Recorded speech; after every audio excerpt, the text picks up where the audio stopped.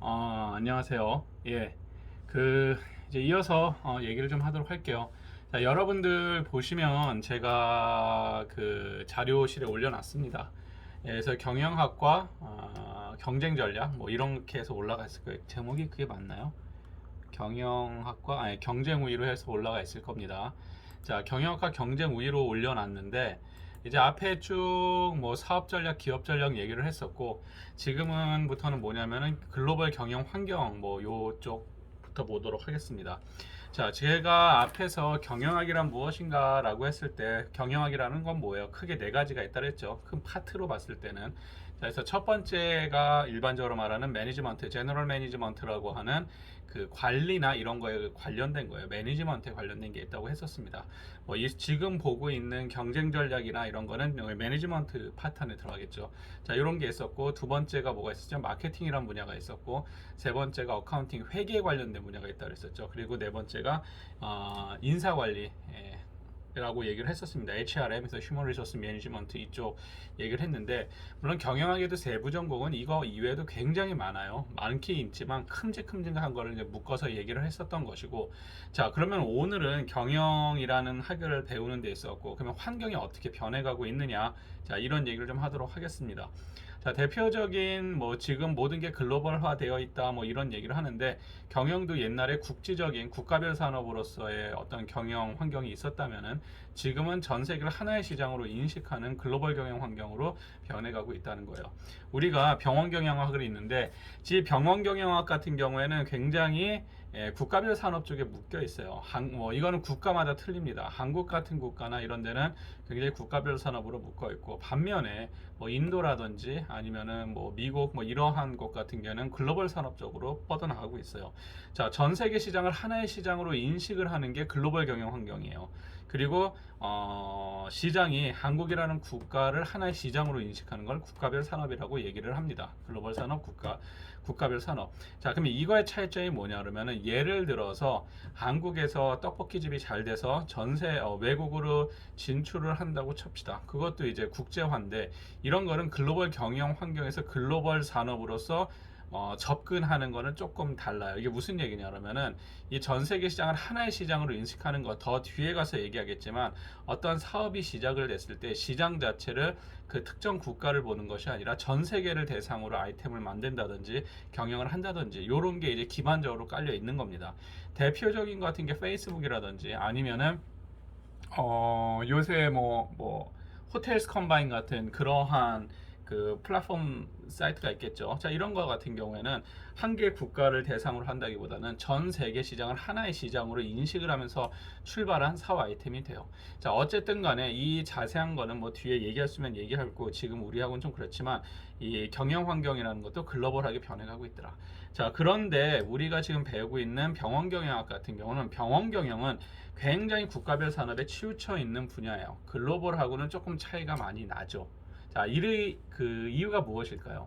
자, 이유는 아마 뒷수업에서 더 설명을 하겠지만, 자, 의료라는 거, 병원이라는 것은 그 국가가 갖고 있는 어떠한 이 제한점이 굉장히 많습니다. 의료법 배워서 알겠지만, 의료법적인 제한점이라든지 아니면은 그 무엇인가가 이게 일반 사업 아이템처럼 이렇게 돼갖고 세계로 뻗어나갈 수 있고 그럴 환경이 적다는 거예요. 뭐예요? 공공재적인 성격이 굉장히 많아요. 의료라는 거는 그러다 보니까 국가에서 법으로 막는다든지 아니면 공공적인 그 무엇인가로 막게 되어 있는 것이죠.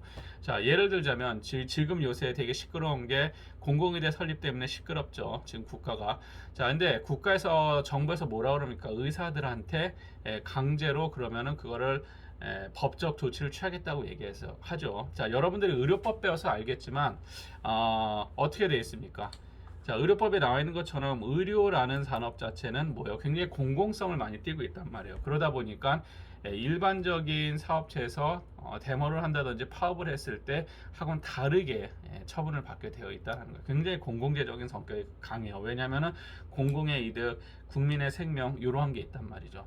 자, 그래서 경영 환경을 얘기할 때 다시 돌아가면은 지금 시점에선 거의 글로벌 경영 환경에 대해서 논하지만 병원 경영이나 이제 의료 경영 쪽에서는 아직까지도 굉장히 국가별 산업적으로 맞춰져 있더라. 근데 이것을 벗어나기 위해서 지난 정부에서 무엇을 많이 노력했었냐면은 의료 관광 뭐 이런 걸 많이 논의가 됐었었죠.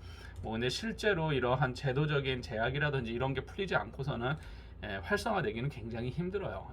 그래서 그렇긴 한데, 자, 그러다 보니까 의료나 병원 쪽에서도 생존을 위해서 글로벌 산업으로 진출을 해야 된다. 뭐 이런 얘기는 계속 나오고 있고 앞으로도 나올 것이고, 자, 언젠가는 뭐 될지는 모르겠지만 이제 의료 병원 시장도 전 세계 시장을 하나의 시장으로 인식해서 운영이 되는 날이 뭐 쉽게 오진 않겠지만 계속 시도는 되고 있다.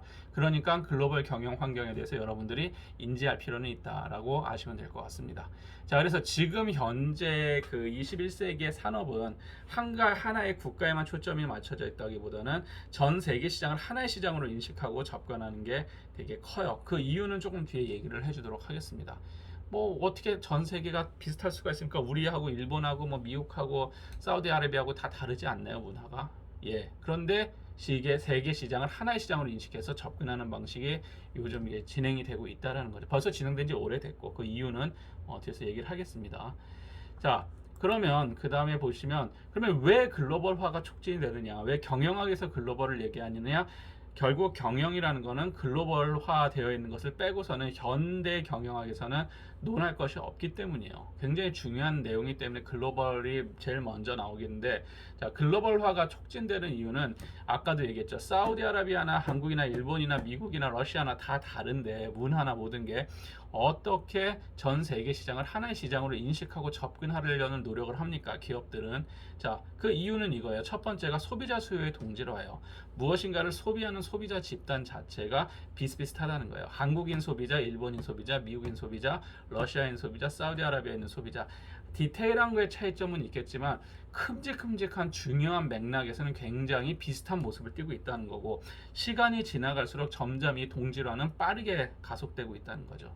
쉽게 해서 우리는 옛날에 한복을 입었고 미국에서는 뭐 청바지를 입고 지냈고 일본에서는 기모노를 입었었다면 지금은 어떻게 돼요? 굉장히 웨스턴화 됐죠. 그리고 아메리카나이즈 되면서 저도 이런 셔츠를 입고 그냥 일반적인 바지를 하고, 줌이라는 프로그램, 이런 거 저기 미국에서 개발된 프로그램, 혹은 아이폰, 삼성 없어져요. 경계가 없어지고. 그렇다고 삼성폰을 우리만 씁니까? 아니죠.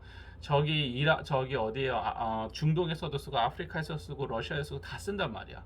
그래서 소비자 수요의 동질화라는 거야. 그러면 구체적으로 무엇이냐라고 얘기할 때 구매 행태의 동질화예요. 그러니까 구매하는 행위 자체가 전 세계 사람들이 비슷해지고 있다. 비슷해졌고 점점 더 비슷해진다라는 거예요.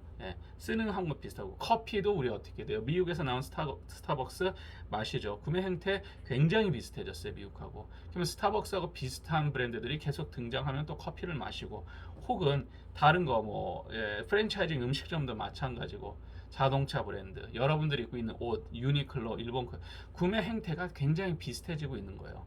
자, 두 번째는 IT 기술의 발달입니다. 누구나 알고 있는 겁니다. IT 기술이 발달하다 보니까 특히 유튜브라든지 이런 걸 통해서 외국에 있는 그러한 것들을 쉽게 받아들이고 그 문화에 대해서 익숙해지기가 쉽다라는 것이죠. 자, 그리고 소비자가 그런 거 익숙하다 보니까 소비자의 그 수요나 패턴도 비슷해진다는 거예요. 쉽게 해서 BTS가 과거에는 뭐 특히나 백인들 국가에서는 성공하기 힘들다고 생각을 했었는데 그렇지가 않죠. 변했죠. 유튜브라는 게 생기고 이러면서 전 세계가 비슷한 모습으로 움직인다는 거예요. 그리고 세 번째, 시간이 지날수록 소득 수준은 계속 올라가게 돼 있어요. 나는 아닌 것 같은데요. 아닙니다. 여러분들이 지금 먹고 마시고 쓰는 것이 조선시대 왕이 먹는 거보다 더 잘 먹는다고 얘기를 해요. 그것처럼 무슨 얘기냐면 시간이 지날수록 상대적인 것 뿐이지 소득 수준은 계속 우상향하게 되어 있어요. 물론 떨어질 수도 있어요. 일본처럼 뭐 잠깐 내려갈 수도 있고 뭐 우리도 뭐 살짝 떨어질 수도 있고 하지만 소득 수준 자체는 시간이 지날수록 계속 향상이 됩니다. 이 얘기는 뭐냐면 소비자 수요가 선진국화로 비슷하게 간다라는 거예요. 자, 한국이 1970년대 미국식의 소비 패턴을 보일 수 있었냐? 그렇지 못했습니다. 다르기 때문에. 근데 우리도 선진화가 되고 소득 수준이 높아지면서 어떻게 돼요? 거의 비슷한 모습으로 따라가게 되어 있는 거예요. 그럼 마찬가지예요. 베트남도 시간이 지나면 그렇게 변할 수가 있는 거고, 캄보디아도 소득 수준이 향상됨과 동시에 소비자 수요 패턴 자체도 비슷한 모습으로 변해가는, 자, 뭐 그러한 모습을 있다라고 여러분들이 생각하시면 될 것 같고, 자, 두 번째는 자본 집약적 생산 방식이라고 얘기를 합니다. 자, 지금 글로벌화 되어 있는 이유의 가장 큰 특징 중에 하나는 국내 시장에서 국내에 있는 경쟁자들하고만 상대해 갖고 1등을 했어. 자, 좋아요. 좋은데 경영학에서 가장 핵심은 뭐예요? 계속 성장을 해야 돼요. 자본주의 사회는 성장을 하지 않는 순간에는 거의 죽어요. 왜냐면 남들도 움직이고 있기 때문에. 그러니까 달리는 말하고 똑같습니다. 그 말에서 멈춰버리면 굴러 떨어지는 것처럼 똑같은 논리인데, 자, 자본집약적 이제 생산 방식이라 해서, 자, 국내에서 있는 우리 5천만 인구 갖고 성장하는 데는 한계가 있다라는 거죠. 그러다 보니까 어떻게 돼요? 자꾸 외국으로 진출할 수밖에 없어요. 지금 소비자 갖고는 어떻게 한다? 충족을 못 시키는 거예요. 내수 시장에 한계가 있다라는 거예요. 자, 그런 게 있고, 외국에서 점점 이제 진출하다 보면은 내가 암만 재벌이어도 전 세계 사람을 대상으로 무엇인가 사업하기가 어려워요. 그렇죠? 왜? 너무 넓은 시장이니까. 그러니까 어떻게 합니까? 그런 데에서 뭐 다른 기업들하고 인수합병을 한다든지, 아니면 뭐 여러 가지 방식을 써갖고 다각화 방식을 쓴다든지 해서 규모의 경제를 만들어내요. 규모의 경제라는 거는 몸집을 키우는 겁니다. 쉽게 해서 어떠한 시장에서 나의 시장 점유율 자체를 넓히는 거, 이게 그러니까 몸집을 키우는 거예요. 쉽게 생각해서 규모의 경제의 대표적인 것 같은 게, 자동차 회사들이 인수합병해서 한 개의 기업이 되죠. 한 개의 그 이름 하에 모이게 되죠. 예를 들면 현대기아 자동차 그룹이죠. 옛날에는 현대와 기아가 다른 그룹이었었죠. 그런데 합치면서 현대자동차하고 기아자동차가 현대기아 그룹이 됐고, 르노 닛산 얼라이언스, 르노라는 프랑스 회사와 닛산이라는 일본 자동차 회사가 얼라이언스를 맺으면서 르노 닛산 그룹이 나오고, 지금은 르노 닛산 그룹이 어디까지 합치려고 그래요? 혼다라는 자동차까지 합치려고 그러죠. 거대 이제 그 얼라이언스가 탄생을 하는 거예요. 예를 들, 그리고 또한 폭스바겐 그룹 같은 경우에도 폭스바겐이라는 자동차 하나가 있는 게 아니라 폭스바겐, 아우디, 포르쉐 뭐 이런 식으로 해서 자동차 회사가 대여섯 개가 모여갖고 폭스바겐 그룹이 되고, 뭐 이런 식으로 만들어진다는 겁니다. 그래서 전세에서 싸우려고 하다 보니까 나 혼자 암만 내가 힘이 있고 그러더라도 어떻게 돼요? 다양한 경쟁자들하고 싸운 데는 한계가 있다 보니까 인수합병이라든지 여러 가지 방식을 통해서 규모를, 사이즈를 키우는 거예요. 사이즈를 키우면 이기기 쉬운 거예요. 싸움하고 똑같아요. 사람들 싸움하고. 암만 내가 테크닉이 좋고 뭐 하더라도 중량 자체가 무거운 사람, 헤비급들한테는 경량급이 이길 수가 없어요. 실제로. 실제로 이게 힘들다는 거야. 그것처럼 경제 활동도 규모가 큰 기업한테 작은 기업이 이기기는 굉장히 힘들어요. 동일한 시장 내에서, 제가 말하는 건 동일한 시장 내에서. 다른 걸 갖고 하는 거는 뭐 비교할 게 없겠죠. 예를 들어서 탄산음료 시장에서 코카콜라하고 펩시콜라라는 거대 공룡이 있는데, 내가 여기서 작은 기업으로 들어가서 성공을 할 수 있을까? 실제는 이길 수가 없어요. 현실적으로는. 그러면 어떻게 돼요? 얘네들이 팔지 않는 다른 거를 통해 갖고, 아니면 콜라를 특이하게 만들어서 이런 틈새 시장을 노리는 전략을 쓰는 거지, 완전 오리지널리티하게 그 코카콜라하고 펩시콜라가 하고 있는 순수 오리지널 콜라로서 싸운다. 힘들어요. 실제 힘든 게 아니라 불가능합니다. 현재 사회에서는.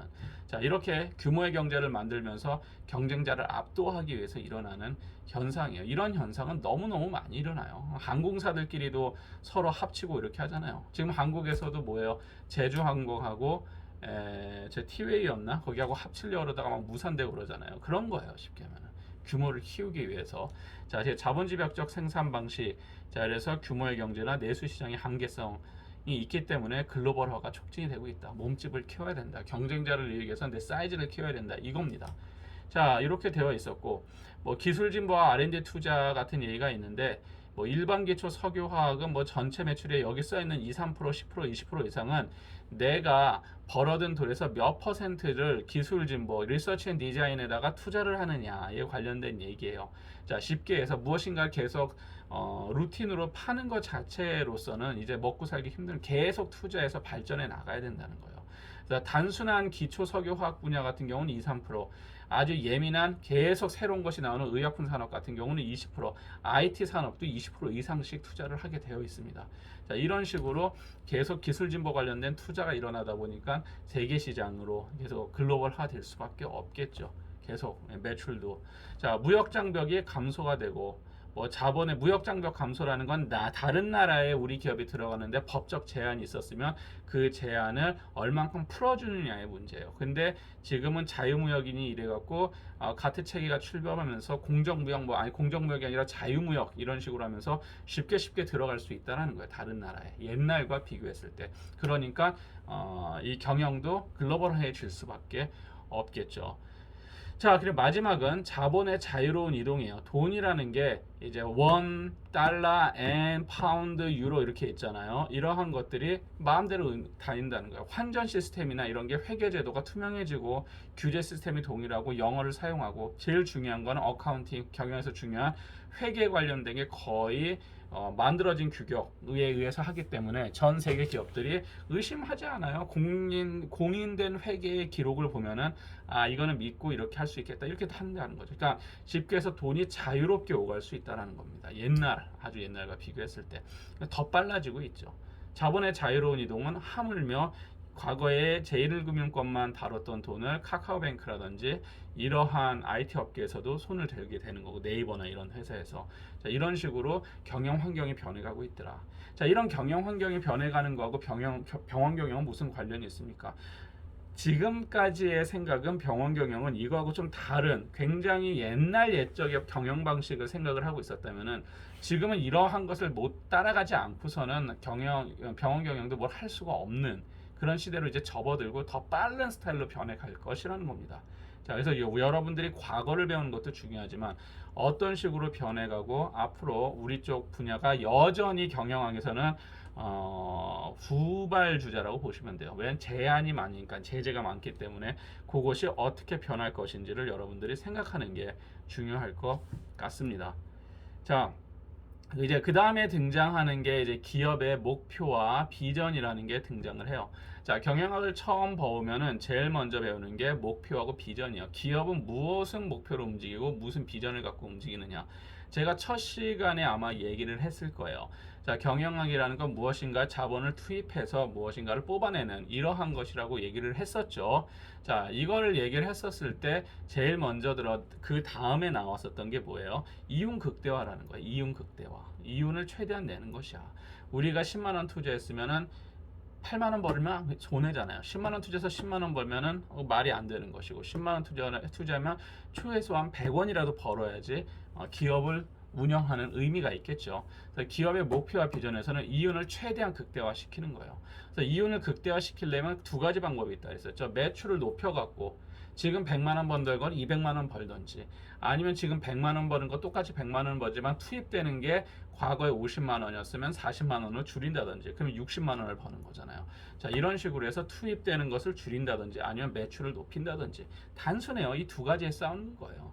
병원도 어떻게 되겠습니까? 결국은 환자를 많이 오게 한다든지 다른 그 비의료적인 거를 뭐 손을 댄다든지 이래 갖고 매출을 높이든지, 아니면은 매출을 못 높이겠으면 결국 뭘 하겠는 거야? 투입되는 자본의 그 양을 줄이는 거죠. 가격을, 단가를 줄인다든지.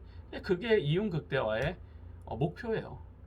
뭐 이윤 극대화는 뭐 더 다양한 방식으로 이윤을 극대화할 수 있어요. 뭐 회계적인 방식을 이용해서도 할 수 있고, 뭐 금리를 이용할 수도 있지만 그 단계까지는 여러분들이 지금 접근할 건 아닐 것 같고, 단순한 게 매출을 높이는 거든지 아니면 투입되는 자본을 줄이는 거든지, 다 가장 기본적인 이윤 극대화 방식입니다. 아주 기초적인. 자, 그 다음에 이제 얘기하는 게 사회적 책임과 이해 당사자의 만족이라고 얘기하고 있어요. 자, 사회적 책임은 기업이 지는 책임이에요. 사회적 책임 중에서 가장 중요한 책임은 뭘까요? 기업에. 제가 지난번 언뜻 얘기했었는데 가장 중요한 책임은 일자리를 창출하는 거예요. 기업의 사회적 책임은 1번은 무조건 일자리 창출이에요. 뭐 어려운 사람을 도와주고 뭐 노인정을 짓고 이거 아니에요. 일자리 창출이에요. 목표는 단 하나예요. 기업의 가장 선기능의 1순위도 일자리 창출입니다. 예, 그래서 사회적 책임이다라고 하면은 여러분들이 생각할 때 일자리 창출이구나라고 생각하시면 될 것 같아요. 자, 그 다음에 이해 당사자의 만족은 누구를 얘기할까요? 기업에 얽혀있는 이해 당사자. 자, 제일 첫 번째 주주가 되겠죠. 내가 거기 주식을 산 주주들. 자, 그리고 거기서 일하는 노동자들, 경영하는 사람들, 이 기업과 얽혀있는 여러 가지 이해 당사자들, 이런 사람들을 만족시키는 것이에요. 자, 이것을 영어로는 무엇이라고 얘기하냐면 스테이크홀더라고 얘기를 합니다. S-T-A-K-E, 스테이크홀더, H-O-L-D-E-R, 스테이크홀더라고 그래요.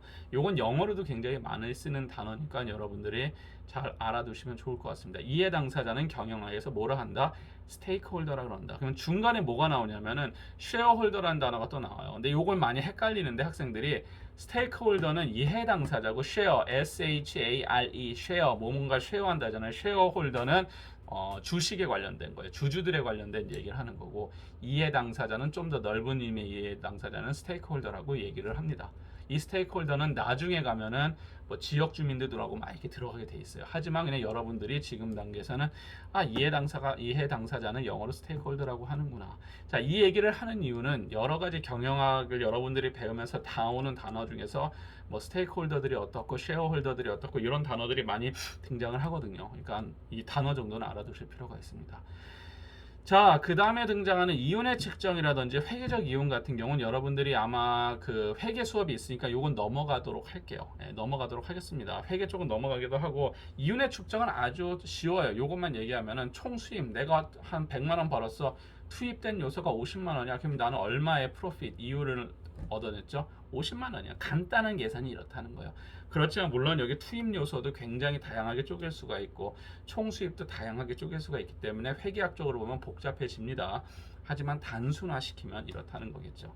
자, 그 다음에 기업의 가치관과 비전이라는 게 있어요. 자, 기업을 하는 데 있어서 사람들이 왜 기업의 가치관과 비전을 이야기하느냐, 전략적 뭐 얘기를 하는데, 이유는 뭐냐면 전략적인 의도가 들어가기 때문에 기업의 가치관과 비전을 중요하게 생각을 합니다. 자, 기업의 가치관과 의도는 뭐냐면 우리 기업은 어떠한 가치관을 가져 있고 어떠한 비전을 갖고 가느냐, 이거예요. 이거. 예. 자, 결국은 최종적인 목표를 뜻하는 겁니다. 기업에. 자, 그래서 저희가 처음에 이제 경영학 이제 경영대학원이라 해야 되나요? 예, 일반 대학원인데 그냥 경영학 쪽에 들어가서 배운 게 이거예요. 기업의 가치관과 비전에 대해서 배웠습니다. 왜 난 이걸 가르칠까 그랬어요. 교수님들이 첫 시간에. 그냥 돈 잘 벌고 우리는 만약 화학기업 화학 쪽에서 이렇게 하면 되지 않을까. 자동차 기업이면 좋은 품질 좋은 자동차를 만드는 게 우리의 목표입니다. 이러면 되지 않을까. 왜 이거를 그렇게 한 시간을 꾸려갖고 빼내서 가르칠까라고 생각을 했었어요. 솔직히 의심이 있었습니다. 자, 지금 뭐 여러분들은 간단하게 배우니까 뭐 간단히 설명하고 넘어가겠지만, 이게 나중에 제가 이제 일을 해보고 이러면서 느낀 건데 굉장히 중요하다는 걸 느꼈어요. 자, 이유는 뭐냐 그러면은 전략적 의도라는 것, 기업의 가치관과 비전이 명확하게 서 있으면은 무엇인가의 사업이 균형을 잡고 흔들리지가 않아요. 이게 목표점에 정확하게 도달하려고 이렇게 돌아가도록 노력을 한다는 거죠. 그런데 기업의 가치관과 비전이 정확하게 잡혀져 있지 않으면은 이 기업이 이상하게 흔들리다가 결국은 망할 수밖에 없어요. 쉬운 예로 듭시다. 자, 제가 하는데 뭐 어떠한 떡볶이 장사를 해요. 자, 그러면 우리 기업의 우리 가게의 최종적인 미션이라는 표현을 써요. 경영학에서는 미션을 뭐로 잡을 것인가, 최종적 목표가 미션이거든요. 자, 미션을 우리는 만약에 이 세상에서 가장 맛있는 떡볶이를 만들겠다 이렇게 했다고 칩시다. 자, 그러면 이것이 미션이 되느냐 안 되냐, 삐 되지 않아요. 이런 건 미션이 되지 않는 거예요. 이건 단기적 목표에 들어간다는 거예요. 그러면 가장 맛있는 떡볶이를 만들겠다, 구체적으로 어떤 건데, 그렇잖아요. 점유율을 어떻게 넓힐 것인지, 떡볶이 시장에서 내가 얼마의 점유율을 가질 것인지, 아니면은 맛있다는 게 무엇을 정확해, 누군 맛있고 누군 맛 없을 수 있잖아요. 자, 이것이 아니라 예를 들어서 미션은 최종적 미션인데 이런 거예요. 나는 이런 분식이죠. 떡볶이는 나는 분식 시장에서 뭐 가장 좋은 퀄리티, 그러니까 좋은 재료, 가장 신선한 재료를 해서 소비자 만족을 만들어내는, 그러니까 소비자가 매우 만족하는 분식 브랜드를 만들겠다, 이런 게 미션이야, 최종적인 미션. 그런데 그런 게 없이 엉성하게 잡아두면은 떡볶이 장사하다가 안 돼. 그러면은 뭐래요? 커피 장사로 넘어갔다 왔다 갔다 하다가 결국은 방향성을 잃고 망한다는 겁니다. 자, 그래서 이러한 것들 때문에 기업의 가치관과 비전, 목표와 비전, 혹은 미션이라는 표현을 쓰는데, 이러한 목표가 원래 되게 많아요. 그러니까 뭐 미션도 있고, 뭐 purpose도 있고, goal도 있고, 다양한 방식으로 표현을 하는데, 영어에서 우린 다 목표잖아요, 그렇죠? 뭐 단기, 중기, 장기, 뭐 최종적 목표, 이렇게도 나누긴 해요, 경영학에서. 자, 그렇지만 어쨌든 간에 이러한 목표를 잡는 것이 무엇인가, 이것을 매니지먼트하고 운영하는데 한계의 방향성을 지시한다. 그리고 그 방향을 이뤄내기 위한 전략도 만들어낼 수 있더라. 그래서 기업의 가치관이나 미션이나 비전이라는 게 굉장히 중요하다는 겁니다. 자, 마지막으로 하는 얘기를 들면은, 우리 학교에 그 비전이라고 써 있죠. 미션이라고 하는데 뭐예요? 그 진심대학이라고 하잖아요. 진심대학. 예. 그 진심대학이죠. 진심으로. 그리고 뭐라죠? 세계가 건강한 뭐 육체, 정신 뭐 이렇게 되어 있잖아요. 자, 무슨 얘기냐면은, 우리 학교가 그러한 비전을 가졌다라는 건 전략적 의도가 뭐예요? 오직 공부를 잘하고 오직 취업이 잘 되는 학생을 만들겠다는 게 아니라, 무엇인가 그 외적인 것도 성숙해 있는 사람을 만들겠다라는 의도가 들어가 있다라는 거예요. 그러면 어떻게 돼요? 세부적인 것 중에 뭐 이런 게 들어가잖아요. 갑자기 생각이 안 나죠? 왜? 뭐 선교 주간이라든지 우리 학교만 갖고 있는 특징들이 있죠. 자, 이러한 세부적인 것들이 그 안에 나올 수밖에 없다라는 거예요. 예. 그러니까 그러한 것들을 통해서 하나가 동일화된 무엇인가의 프로그램이 나오는 것처럼 기업도 마찬가지다라고 아시면 될 것 같습니다. 자, 그러면 잠깐 끊었다가 또 이어서 하도록 하겠습니다.